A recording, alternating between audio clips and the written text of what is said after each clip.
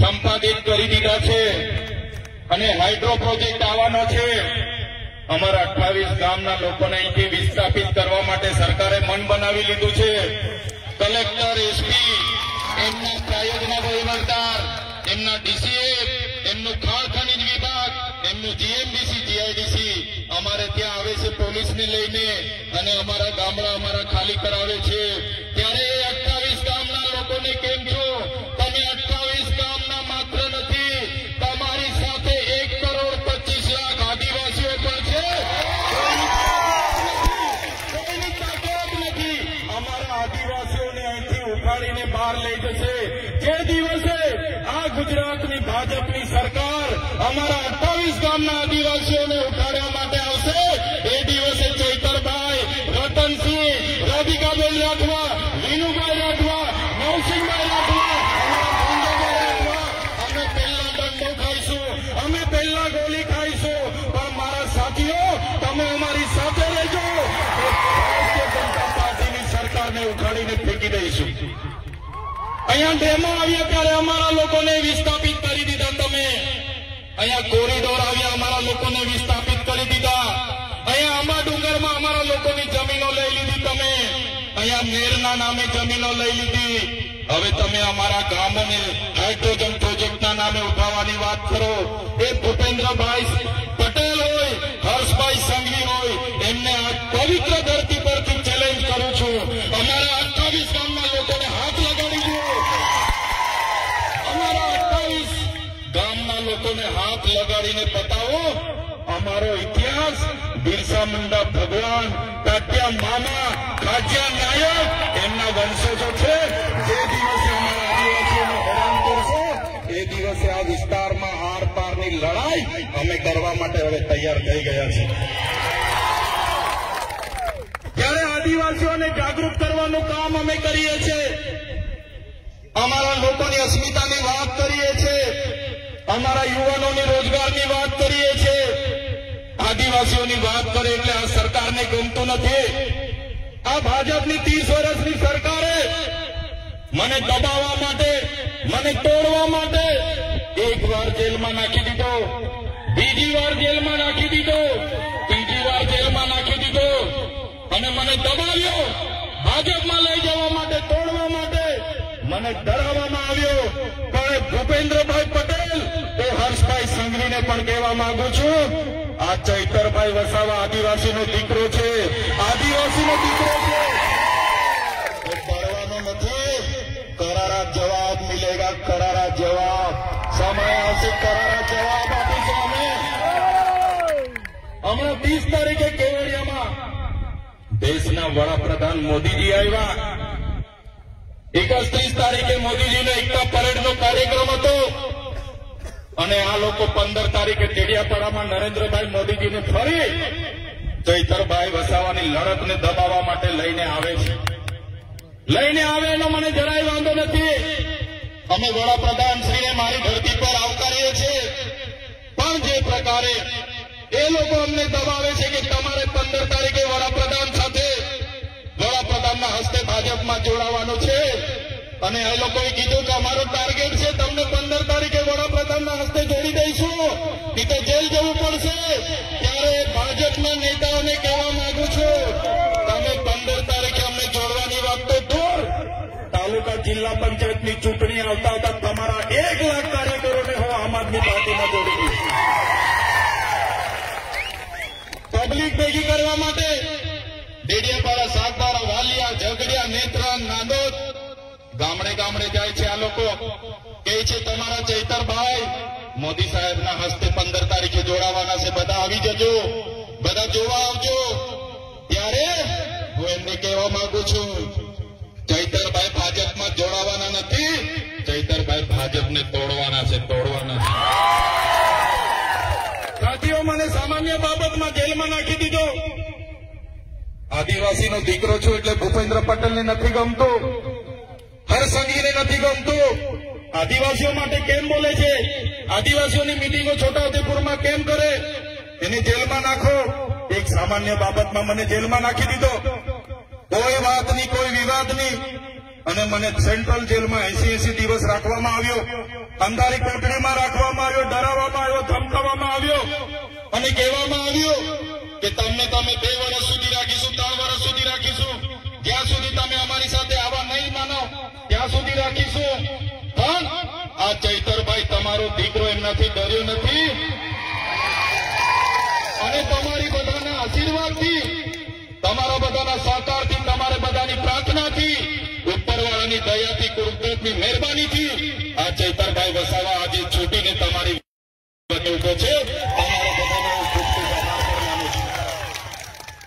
ત્યારે સાથે હું નાનો માણસ છું, અવારનવાર ભાજપમાં લઈ જવા માટે દબાણો કરે, ભાજપના ના જઈએ એટલે જેલ કરાવે, ખોટા કેસ કરે, પરિવારને જેલમાં નાખે, અમને હેરાન કરે. પણ જ્યાં સુધી મારી માતાઓના આશીર્વાદ મારા પર છે, જ્યાં સુધી મારા વડીલોના આશીર્વાદ છે, ત્યાં સુધી ભાજપની પોલીસમાં તાકાત નથી કે આ ચૈતરભાઈ વસાવાને દબાવી શકે. આ અમારી જનતાનો પ્રેમ છે. જ્યાં સુધી તમે અમારી સાથે છો ત્યાં સુધી ભાજપ અમને ટચ પણ નથી કરવાની. 1 વાર જેલ કરાવશે, 2 વાર જેલ કરાવશે, 3 વાર જેલ કરાવશે. પણ મારા વડીલો, મારી યુવાનો, મારી બહેનો, મારા માતાઓને મારે વિનંતી છે, સરકાર એમની બહુ મોટી છે, પોલીસ એમની છે, આર્મી એમની છે, કોર્ટ કચેરી એમની છે, કલેક્ટર એમના છે, ડીડીઓ એમના છે, એસપી એમના છે. આપણે એમની સાથે લડાઈ નથી કરવાની. પણ આવનારી તાલુકા જિલ્લામાંથી ચૂંટણીમાં તમારામાંથી સારા સારા યુવાનોને, સારા સારા વડીલોને તૈયાર કરી દો. આ તમારા દીકરાને જે હેરાન કર્યો છે એનો બદલો તમારે આવનારી તાલુકા જિલ્લા પંચાયતની ચૂંટણીમાં લેવાનો છે. એનો બદલો તમારે લેવો પડશે. કેમ કે જયારે મેં જેલમાં હતો ત્યારે એમના આ બાજુના સાંસદ અમારા રાજપીપળામાં આવીને કહેતા હતા, પેલો તમારો ચૈતર વસાવો જેલમાં છે, નથી છૂટવાનો, નથી છૂટવાનું, એનું પૂરું કરી નાખ્યું અમે.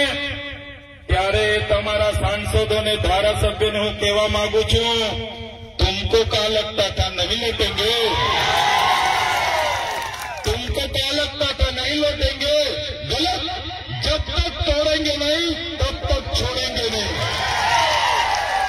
हमको क्या अंडू फंडू गंडू झंडू समझ के रखा है क्या? ये चैतर वसावा कभी झुकेगा नहीं. करारा जवाब मिलेगा, करारा जवाब मिलेगा.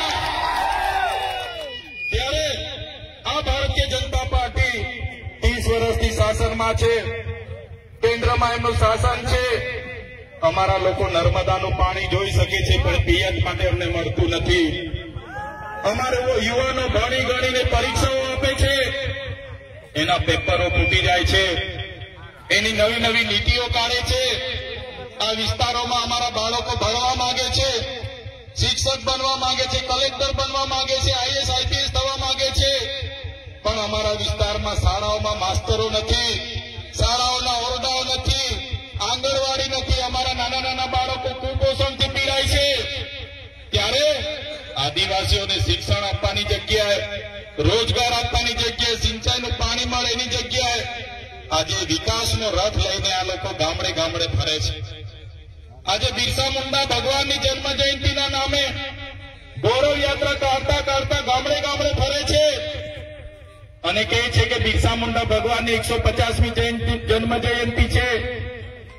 એટલા માટે આ લોકો આજે નીકળ્યા છે. કેમ કે તમે બધા જાગી ગયા છો, તમને બધાને બિરસા મુંડા ભગવાનનો ઇતિહાસ ખબર પડી ગઈ છે, તાત્યા મામાનો ઇતિહાસ ખબર પડી ગઈ છે, ગુરુ ગોવિંદજીનો ઇતિહાસ ખબર પડી ગયો છે.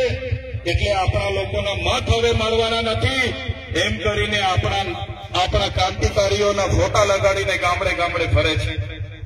એમના વડાપ્રધાન હમણાં કેવડિયા આવ્યા અને કીધું, અમારા આદિવાસી ભાઈ બહેનો તમારે આત્મનિર્ભર બનવાનું છે, આત્મનિર્ભર બનવાનું છે.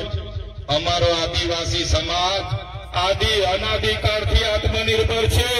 વડાપ્રધાન બન્યા પછી 5,400 કંપનીઓ તો વિદેશથી તમે લઈને આવ્યા છો. અમારો આદિવાસી સમાજ તો આત્મનિર્ભર જ છે. વડાપ્રધાન બન્યા પછી તમે 5,400 વિદેશી કંપનીઓ લઈને આવ્યા છો.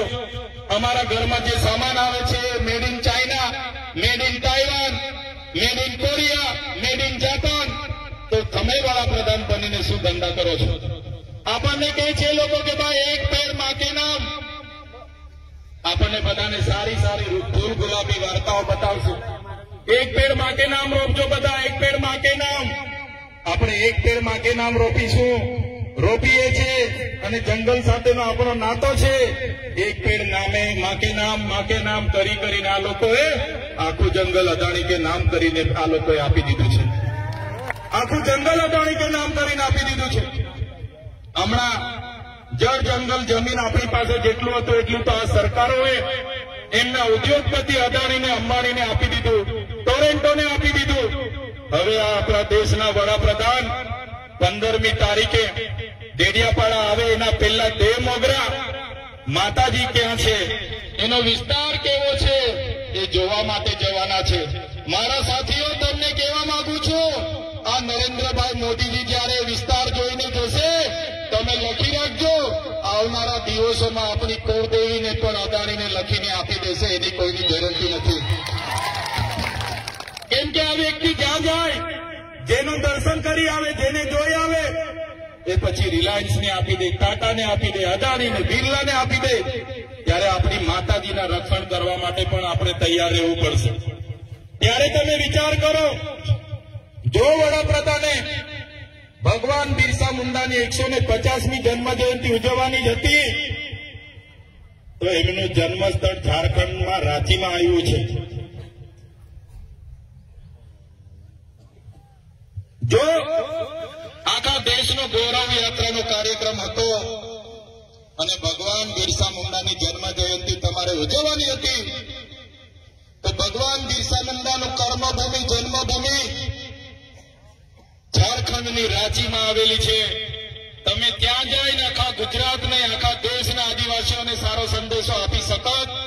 પણ ડેડિયાપાડામાં આવીને ચૈતરભાઈની વિકેટ પાડવાનું જે તમે આયોજન કર્યું છે, આ આદિવાસી સમાજ જોઈ રહેલો છે. આવનારા દિવસોમાંથી આખા ગુજરાતમાંથી તમારી વિકેટ પાડી દેવા માટે અમે તૈયાર છીએ. અમે આંદોલનો કર્યા, આદિવાસી જાગૃત થયા, એટલે આ લોકોને થયું કે હવે આદિવાસીઓ તો જાગી ગયા છે. ધીરે ધીરે ચૈતરભાઈ સાથે જવા લાગ્યા છે, આમ આદમી પાર્ટીમાં જોડાવા લાગ્યા છે. ગોપાલભાઈ ઇટાલિયા, ઈસુદાનભાઈ ગઢવી, અરવિંદ કેજરીવાલ સાથે જવા લાગ્યા છે. એટલે એ લોકોએ આખું મંત્રીમંડળ બદલી નાખ્યું, મંત્રીમંડળ બદલી નાખ્યું. ત્યારે અમારા સરપંચો અને અમારા વડીલો જે પ્રકારે કહે છે, કોઈ ભેંસ ઓછું દૂધ આપે તો એના ખીલા બદલવાનું નથી રહેતું, ભેંસ બદલી નાખવી પડે છે.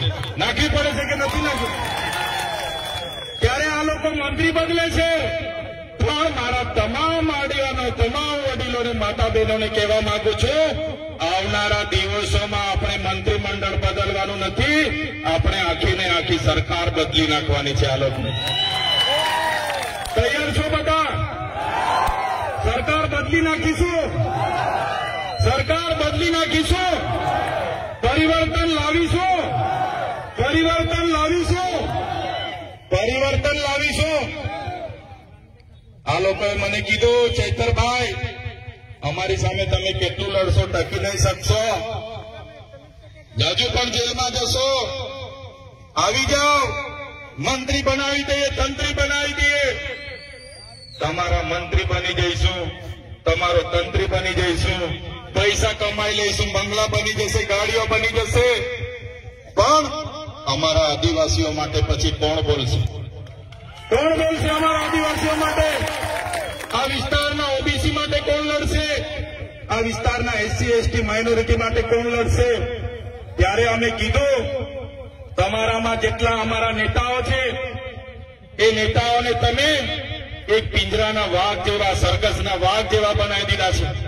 આ વિસ્તારના પણ મોટા મોટા નેતાઓ પોતે વાઘ છે એવું કહેતા હતા. અમે જયારે મીટિંગ હોય ત્યારે ભાષણ કરે, ટાઈગર અભી જિંદા હે, ટાઈગર અભી જિંદા હે. એ ભાષણ કરવા વાળા ભાજપમાં ગયા અને સરઘસના ટાઈગર બનીને આજે બેસી રહ્યા છે. સરઘસના ટાઈગર બનીને બેસી રહ્યા છે. ઉપરથી જેટલી ચાવી ફેરવે એટલું રમકડું ગાય, એટલી જ ભજન એ લોકો ગાય છે. ત્યારે સાથીઓ, આ તમારો દીકરો, આ ચૈતર વસાવો એમના સરઘસનો ટાઈગર નથી બનવા માંગતો, જંગલનો ટાઈગર બનીને સ્વતંત્ર ફરવા માંગે છે. જંગલનો ટાઈગર બનીને અમે બધા સ્વતંત્ર ફરવા માંગીએ છીએ. આ બધો ઇલાકો અમારો છે. અમારા નસવાડીના એક કાકા ધારાસભ્ય છે, સિનિયર ધારાસભ્ય. નસવાડીમાં આજે અમારો પ્રોગ્રામ હતો. કાકાએ અમારા સરપંચ